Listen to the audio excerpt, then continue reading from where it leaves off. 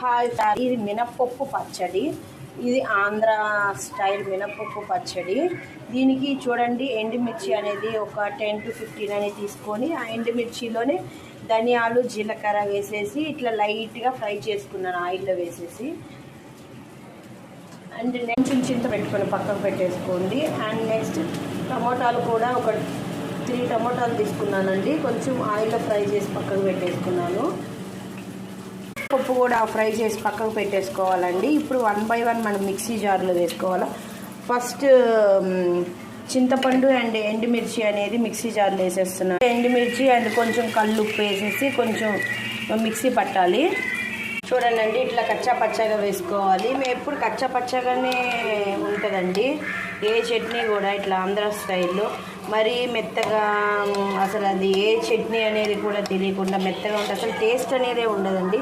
ఇప్పుడు రోల్లో దంచినట్టుగా పచ్చగా ఉంటేనే టేస్ట్ అనేది అద్దరిపోతుంది.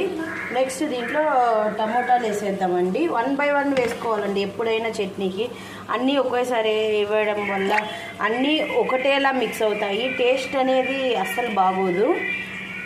ఇప్పుడు టమోటాలు వేసేస్తానండి.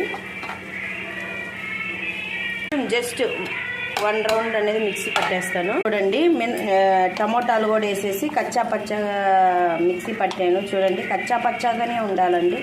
కచ్చా పచ్చగా ఉంటే ఆ టేస్టే వేరండి. నెక్స్ట్ ఆల్రెడీ మినప్పప్పు చెప్పాను కదండి, నేనేంటంటే కట్ మినప్పప్పు ఉంటుంది కదా, అది వేసాను.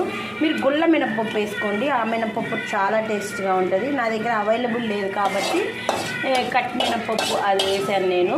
పొట్టు మినప్పప్పు అంటారు కదా, ఆ పప్పు వేసాను. మీరు నార్మల్ మినప్పప్పు వేసుకోండి, చాలా టేస్ట్గా ఉంటుంది.